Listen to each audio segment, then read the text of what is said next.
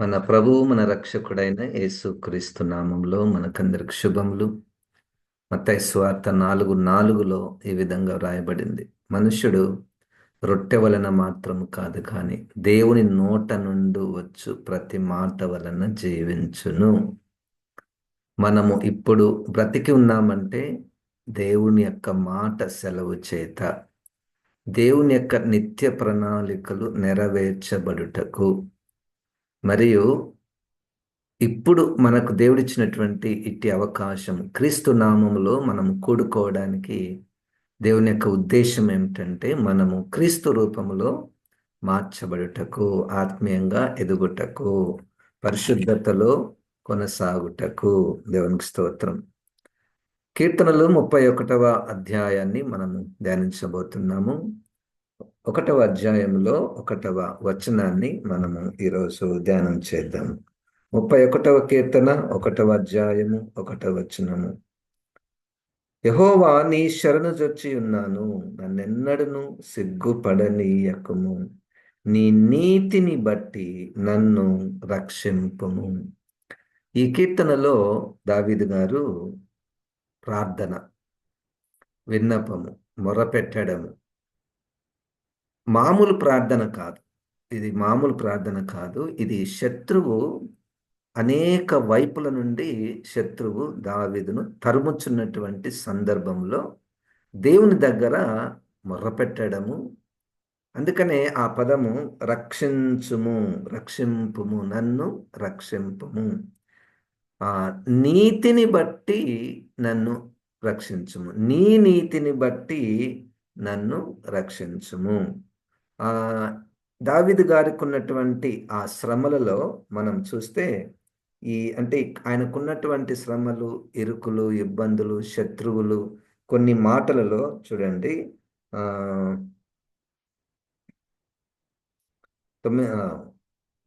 దావీదు కీర్తనలో 31వ వచనం అధ్యాయంలో చూడండి, 4వ వచనంలో, నా ఆశ్రయదుర్గం నీవే, నన్ను చిక్కించుట కొరకై శత్రువుల రహస్యముగా ఒడ్డిన వలలో నుండి నన్ను తప్పించుము. అది ఒక సమస్య. శత్రువులు వలలు వేసి తనను చిక్కించుకోవాలని ప్రయత్నం చేసినటువంటి సందర్భము. తర్వాత 9వ వచనంలో చూడండి, అంటే నేను అక్కడ ఉన్నటువంటి ఆయన శ్రమలను మాత్రమే నేను చదువుచున్నాను. నేను ఇరుక్కున పడి ఉన్నాను, నన్ను కరుణింపుము. విచారము వలన నా కన్ను క్షీణించుచున్నది, నా ప్రాణము, నా దేహము క్షీణించుచున్నది. ఇది పొయటికల్గా రాసినప్పటికీ దావీదు గారైతే ఒక శ్రమలో ఉన్నాడు. ఇప్పుడు ఈ 9వ వచనంలో అయితే శరీర సంబంధమైనటువంటి బలహీనత కలిగి ఉన్నట్టు మనం చూస్తున్నాం. 10వ వచనంలో, నా బ్రతుకు దుఃఖముతో వెళ్ళబుచ్చుచున్నాను, నిట్టూర్పులు విడుచుటతో నా ఏండ్లు గతించుచున్నవి, నా దోషమును బట్టి నా బలము తగ్గిపోవచ్చున్నది, నా ఎముకలు క్షీణించుచున్నవి, నా శత్రువులందరికీ నేను నిందాస్పదుడనై ఉన్నాను, నా పొరుగువారికి విచారణ కారణముగా ఉన్నాను, నా నెలవరులకు భీకరుడై ఉన్నాను, వీధిలో నన్ను చూచువారు నా ఎదుట నుండి పారిపోవుదురు. చూడండి ఎంత అవమానం. అంటే ఎవ్వరు కూడా ఆయన దగ్గరికి రానిస్తలేరు. దావీదు గారు అటు వస్తుంటే వీళ్ళు ఇంకొక వైపున పారిపోయేటటువంటి స్థితి. ఈ మాటలు వింటున్నప్పుడు మన జీవితంలో కూడా అంత శ్రమలు, అంత దుఃఖము, అంత అవమానము, అంతగా శత్రువులు మనల్ని వెంబడించినటువంటి పరిస్థితి లేకపోవచ్చు. కానీ కొన్ని విషయాలలో చూడండి, 12వ వచనంలో, మరణమై స్మరణకు రాకున్న వాని వలె మరువబడితిని, ఓటికుండ వాడనైతిని. అంటే ఒకరు చనిపోయిన తర్వాత ఇంకా వారిని దాదాపుగా గుర్తు పెట్టుకోరు ఎవరు. అట్లా నేనున్నాను, ఒంటరిగా ఉన్నాను. అనేకులు నా మీద దురాలోచనలు చేయుచున్నారు, నాకు ప్రాణహాని చేయుటకు యోచించుచున్నారు. వారు గుసగుసలాడుట నాకు వినబడుచున్నది, నలుదిశలను నాకు భీతి కలుగుచున్నది. సో ఈ వచనాల్లో అన్ని ఇంకా చాలా వచనాలు ఉన్నాయి. ఇదే కీర్తనలో 31వ కీర్తనలో దావీదు గారు శ్రమలో ఉన్నారు, అవమానంలో ఉన్నారు, ప్రాణ భయంతో ఉన్నాడు, తన శరీర బలహీనతతో ఉన్నాడు. ఈ సమయంలో దావీదు గారు 1వ వచనంలో నీ నీతిని బట్టి నన్ను రక్షించుము. ఇదే మాట ఇంకొక సందర్భంలో నా నీతిని బట్టి రక్షించుము. ఈ 2 వేరు వేరు. ఈరోజు మన ధ్యానము దేవుని నీతిని బట్టి మనలను కనికరించుట. దేవుని నీతిని బట్టి రక్షించుము. ఇది సాధారణంగా మనము ఈ పదము మాత్రమే వాడుతుంటాం. ప్రభా రక్షించుము, లేదా సహాయం చేయము, నన్ను స్వస్థపరచుము, లేకపోతే నా శత్రువులు నన్ను తరుముతున్నారు, నాకు సహాయం చేయము, నేను ఒంటరిగా ఉన్నాను, నన్ను ఎవ్వరు పట్టించుకోవడం లేదు, నాకు సహాయం చేయము, రక్షించుము, స్వస్థపరచుము అని అంటుంటాం కదా. ఈరోజు దానికి కలుపుకొని ప్రార్థన చేయుట మనం నేర్చుకుంటే బాగుంటుంది. నీ నీతిని బట్టి నన్ను రక్షించుము. ఇది మనకు అంత సుపరిచితమైనటువంటి మాట కాదు. మనం సాధారణంగా ఆ మాటలను మనం ఉపయోగించము. వాక్యాన్ని రోజు ధ్యానించేది ఉద్దేశం ఏంటంటే, మనలో ఎక్కడొక దగ్గర మార్పులు చేసుకోనవలననే ఉద్దేశం. అంతేగాని కేవలం నేను బోధించుట ద్వారా నా ఆత్మీయత పెరగదు, నీవు వినుట ద్వారా నీ ఆత్మీయత పెరగదు. ఒక నిర్ణయము మనము తీసుకుంటే బాగుంటుంది. నీ నీతిని బట్టి అన్న అర్థము దావీదు గారి మనసులో, దేవుని నీతి ఒక హై స్టాండర్డ్. దేవుని నీతి, లోకంలో చాలా నీతి ఉంటుంది. అంటే నీతి అంటే ఒక ధర్మము, ఒక లా ఉంటుంది, లా ఆఫ్ ద ల్యాండ్ ఉంటుంది, ఒక ధర్మం ఉంటుంది. ఇప్పుడు మనము శ్రమలో ఉన్నామనుకోండి, మనం కోర్టుకో లేకపోతే పోలీస్ స్టేషన్కో మనం ఆశ్రయిస్తాం. వాళ్ళు ఏం చేస్తారు, వాళ్ళకున్నటువంటి స్టాండర్డ్స్ని బట్టి మనకు సహాయం చేయడానికి వారు ప్రయత్నం చేస్తారు. ఇప్పుడు దేవుని నీతి, దేవుని నీతి ఆ దేవుని నీతి మనము తెలుసుకోవాలి. ఈ దేవుని నీతి ఎటువంటిదంటే చాలా హై స్టాండర్డ్స్లో ఉంటుంది. అది పర్మనెంట్గా ఉంటున్నటువంటిది. అది భూలోకంలో ఉన్నటువంటి నీతికి సరిపోయినటువంటిది కాదు. అది చాలా హై స్టాండర్డ్లో ఉంటుంది.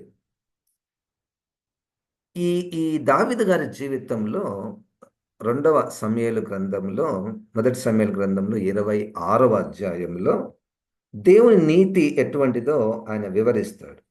చూడండి, మొదటి సమూయేలు గ్రంథము 26వ అధ్యాయము 8 నుండి నేను చదువుతున్నాను.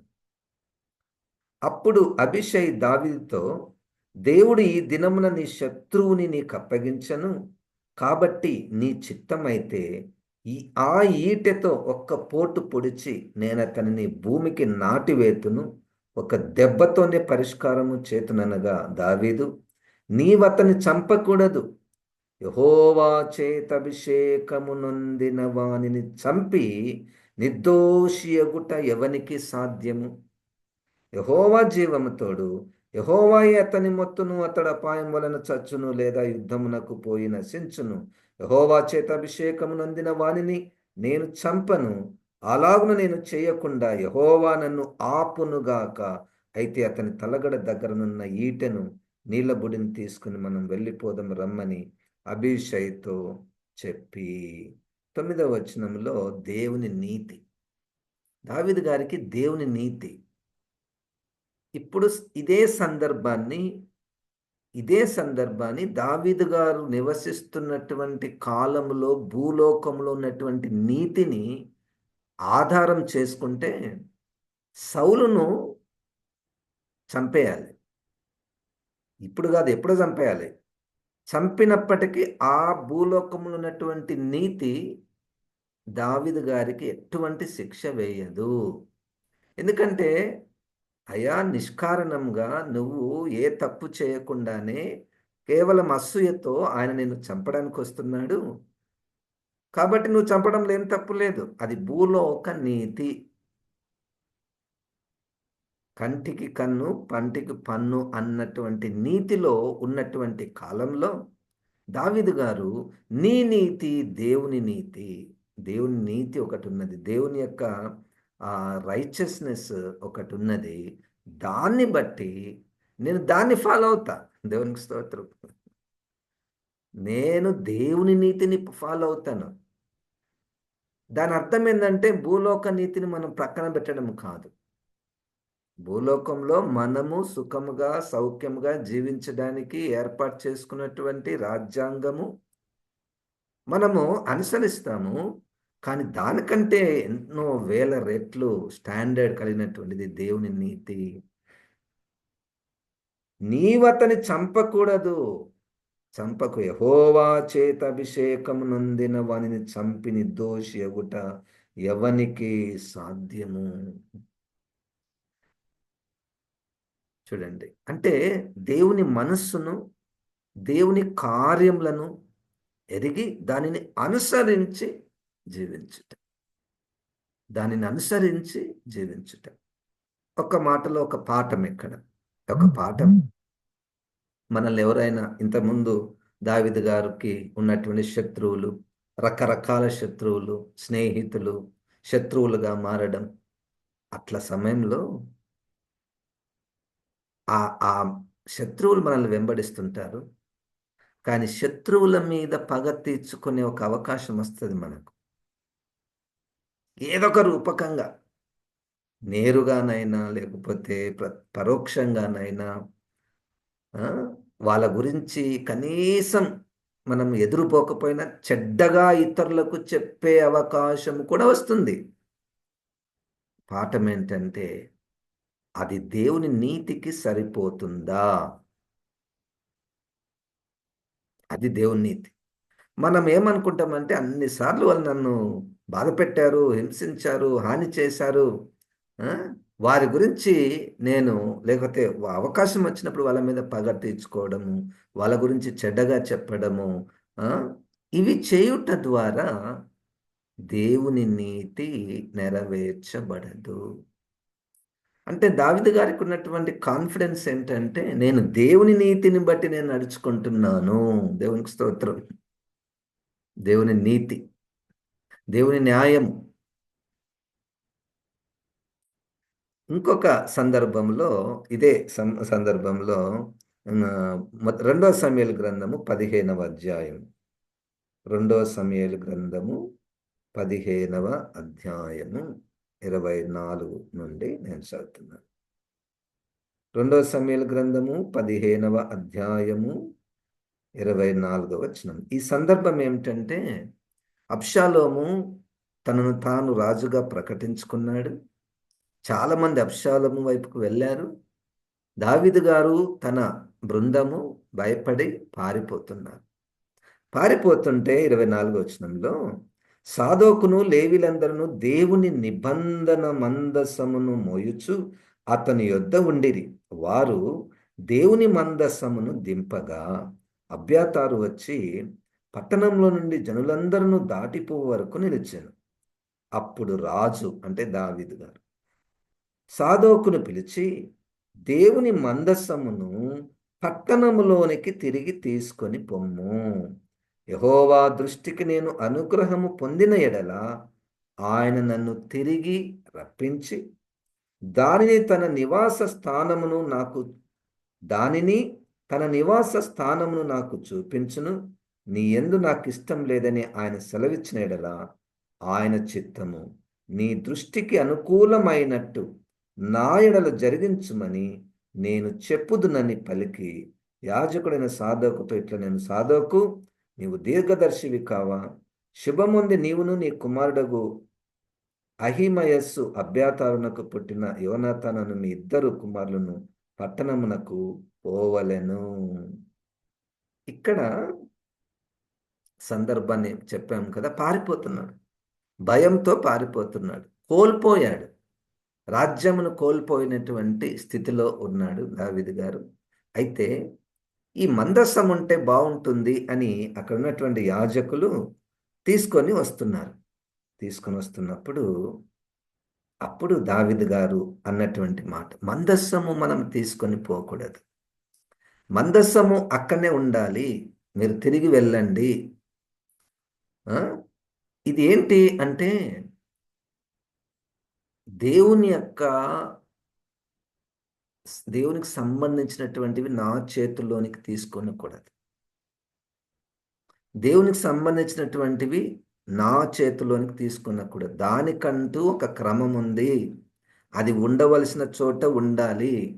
అంతేగాని దేవుడిని నేను ఎక్కడికి పోతే అక్కడ దేవుడిని రావాలని బలవంతం చేయడానికి లేదు. నేను దేవుని దగ్గరికి పోవలసినదే. నేను ఆయన చిత్తమును ఎరగవలసినటువంటిదే. దేవుని నీతిని బట్టి రక్షించు. దేవుని నీతిని గౌరవించుట.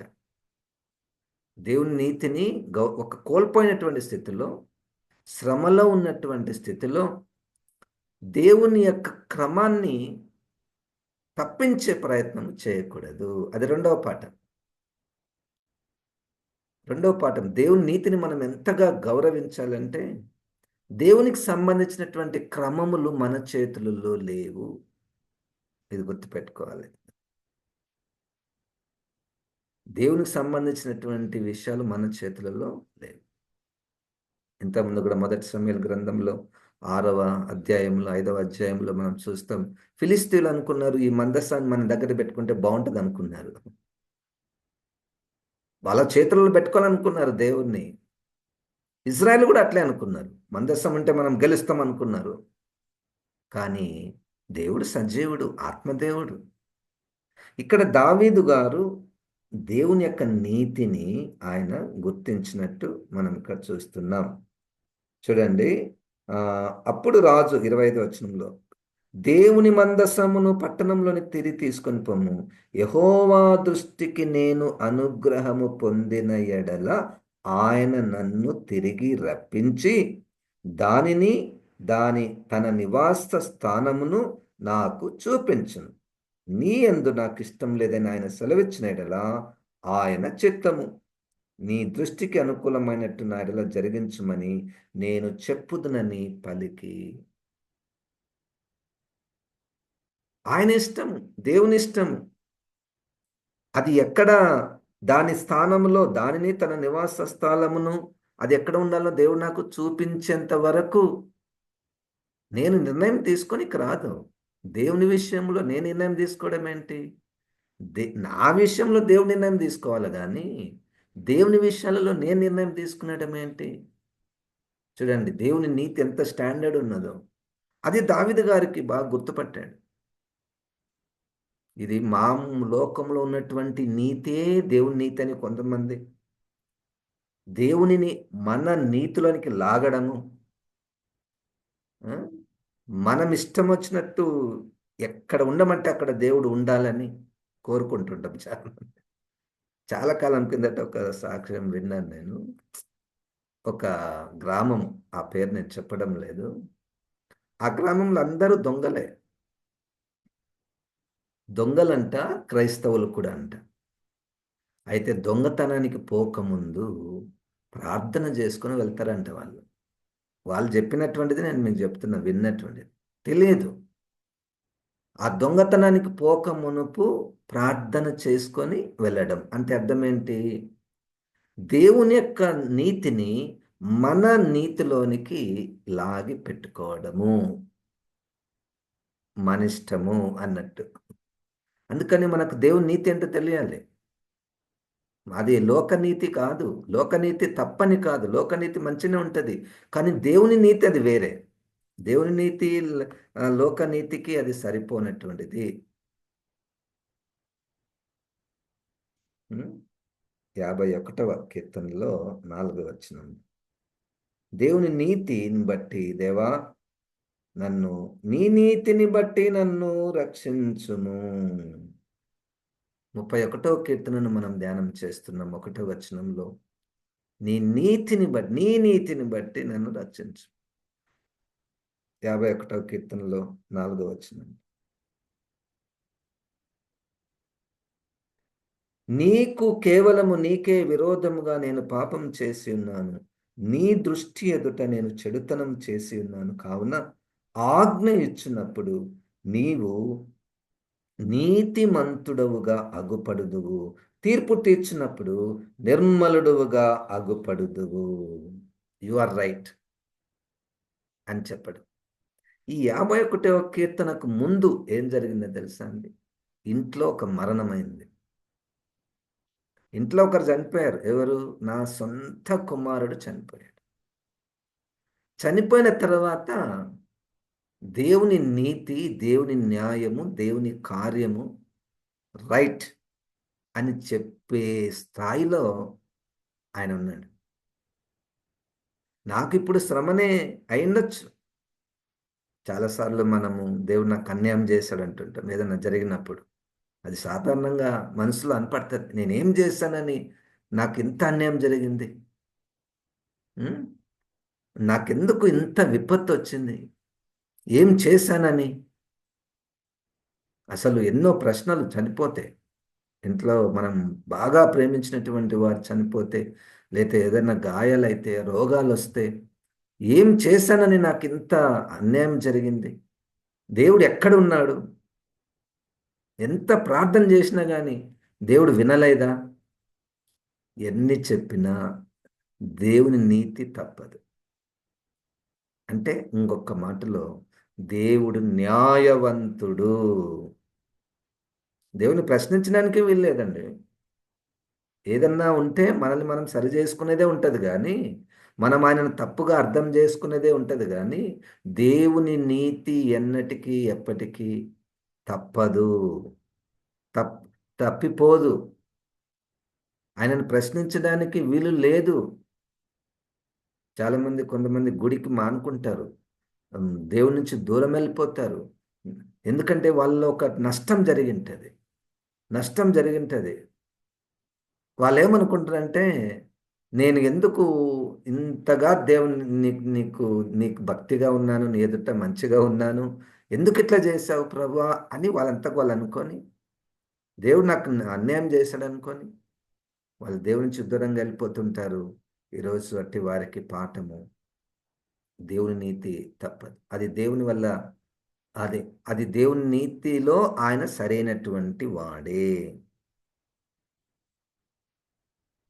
ఇదే ఆయన రాసినటువంటి ఇంకొక కీర్తనలో 7వ అధ్యాయంలో కీర్తనల గ్రంథము 7వ అధ్యాయంలో 11వ వాక్యం.